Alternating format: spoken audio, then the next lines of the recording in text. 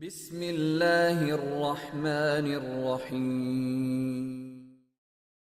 اعوذ باللہ من الشیطان الرجیم بسم اللہ الرحمن الرحیم وَأَنَّهُ هُوَ أَغْنَى وَأَقْنَى، اور یہ کہ یقیناً وہی بے نیاز بناتا ہے اور وہی فقیر و نادار بناتا ہے۔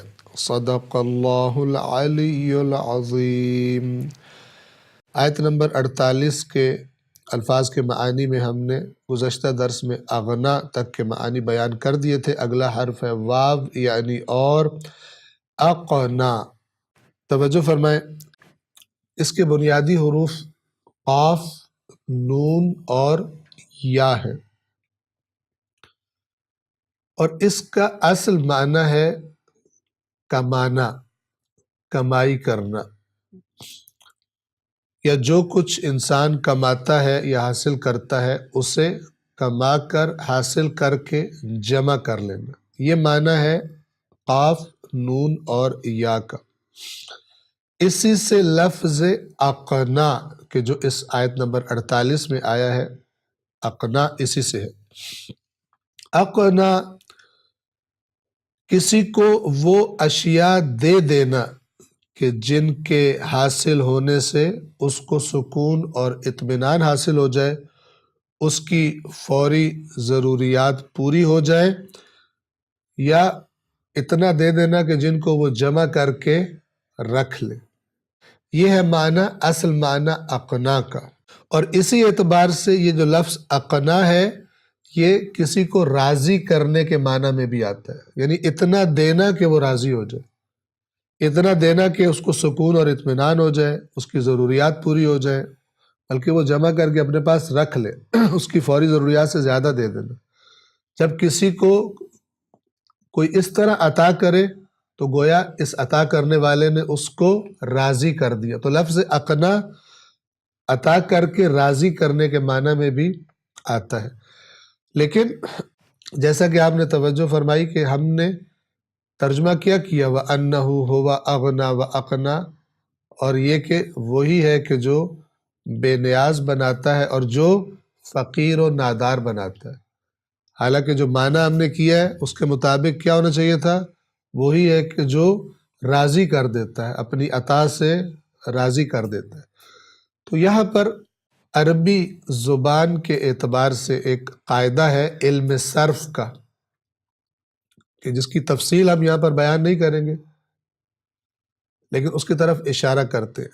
بعض اوقات ایک لفظ جس کا ایک معنی بنتا ہے وہی لفظ برعکس معنی میں استعمال ہوتا ہے، یعنی اپنے ضد معنی میں استعمال ہوتا ہے۔ اقنا کا معنی کیا تھا؟ یعنی دینا۔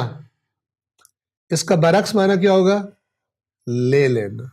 جو کچھ انسان کے پاس ہے اس کو بھی لے لینا، بے نیاز کرنا نہیں بلکہ فقیر بنا دینا۔ تو یہاں پر اس آیت کے ترجمے اگر آپ مختلف قرآن کریم کے تراجم دیکھیں گے، تفاسیر دیکھیں گے، تو بعض لوگوں نے اس کا ترجمہ کیا ہے کہ یہ کہ وہی ہے، یعنی اللہ ہی ہے کہ جو بے نیاز بناتا ہے اور راضی کرتا ہے،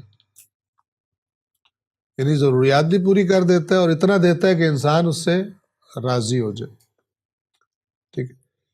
اور بعض جگہوں پر آپ کیا دیکھیں گے، یہ ترجمہ کہ جو میں نے ابھی آپ کے سامنے بیان کیا کہ وہی ہے کہ جو بے نیاز کرتا ہے اور وہی ہے جو فقیر و نادار بھی کر دیتا ہے۔ دونوں قسم کا ترجمہ اس کا کیا جا سکتا ہے۔ البتہ چونکہ اغنا کا لفظ آیا ہے تو اقنا کا معنی اگر ہم فقیر کرنا اور نادار کرنے والا کریں تو یہ اس اعتبار سے زیادہ مناسب لگتا ہے کہ دونوں پہلو اس آیت میں آ جاتے ہیں۔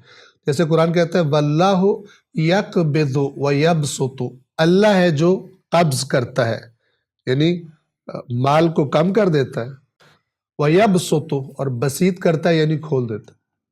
اور دیگر آیات میں بھی قرآن مجید کے یہ معنی، یعنی دونوں پہلو آیات میں بیان ہوئے۔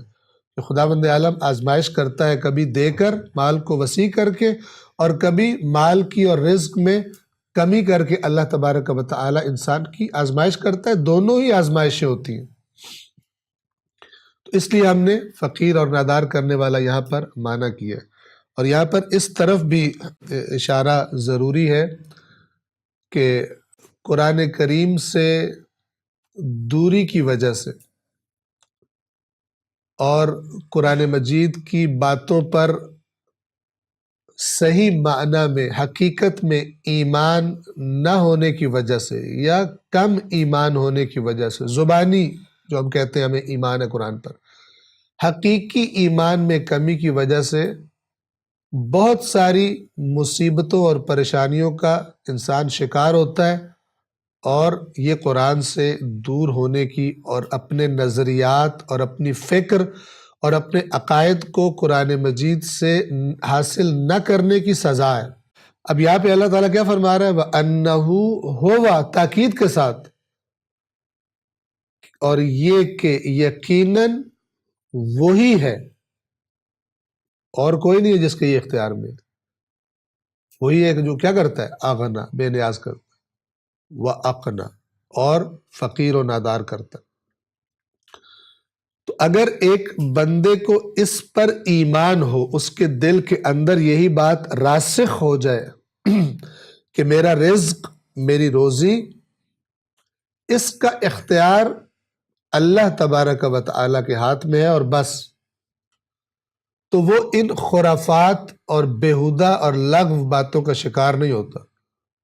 فلانے نے مجھے تویز ڈال دیا، میرا کاروبار خراب ہو گیا، فلانے نے کچھ پڑھ کے پھونک دیا ہے، وہ میرا بیڑا غرق ہو گیا۔ جب اللہ نے اپنی کتاب میں اپنے نبی کو صلی اللہ علیہ وآلہ وسلم، ان کو جب شدید مخالفتوں اور دشمنیوں کا سامنا تھا، جیسا کہ ہم نے سورۃ الفلق اور سورۃ الناس کی تفسیر بیان کرتے ہوئے عرض کیا تھا، شدید ترین مخالفت میں زمانے میں، کہ جب مخالفین کے جو بس میں تھا وہ کر رہے تھے، رسول اللہ کو ناکام کرنے کے لیے ان کے خلاف چالے چل رہے تھے، دو صورتیں سکھائی، ایک سورۃ الفلق اور ایک سورۃ الناس۔ قل اعوذ، کہیے کہ میں پناہ میں آتا ہوں۔ اعوذ پناہ طلب کرنا نہیں ہوتا، اعوذ یعنی میں پناہ میں آتا ہوں۔ اب اگر انسان اپنے دل سے اپنے آپ کو، نہ فقط زبانی، جیسے ہم عام طور پہ دعائیں بھی اور قرآنی آیات بھی فقط زبان سے پڑھ رہے ہوتے ہیں، ہمیں پتہ بھی نہیں ہوتا کہ ہم کیا بول رہے ہیں، وہ نہیں، معنی کی طرف توجہ کر کے جب ایک بندہ اللہ سے کہے کہ میں اے اللہ اپنے آپ کو تیری پناہ میں دے رہا ہوں، تو خداوند عالم اس سے بلند و برتر ہے کہ وہ اس کو پناہ میں نہ لے، اپنے بندے کو۔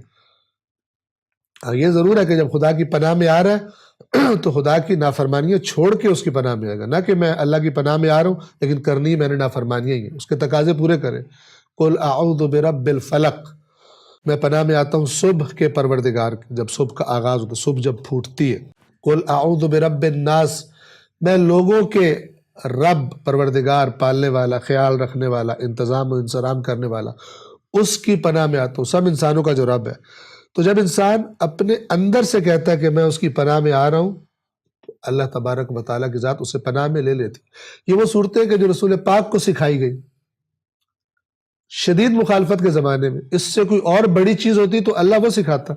تو جب یہ قرآن کریم کی شکل میں، یہ مثلا یہ آخری دو صورتیں بھی ہمارے پاس موجود ہیں، اس کے بعد بھی یہ سمجھنا کہ اللہ کے علاوہ کوئی دوسرا بھی ہے کہ جو اگر تویز لکھ دے تو میرا کاروبار خراب ہو جائے گا اور میری روزی میں خرابی ہو جائے گی، تو پھر قرآن کے ہوتے ہوئے جو اس قسم کی لغویات کا شکار ہو جائے، اور اللہ جیسے خالق اور مالک اور رب کے ہوتے ہوئے بھی جو دوسروں کے دروں پہ جا کے دروازوں پہ جھکنا شروع کر دے، میرا یہ کر دے، میرا وہ کر دے، اس کا حق بنتا ہے کہ وہ پھر خوار ہو، پھر وہ لوگوں کے دروں پہ جھک جھک کے ذلت کا سامنا کرے۔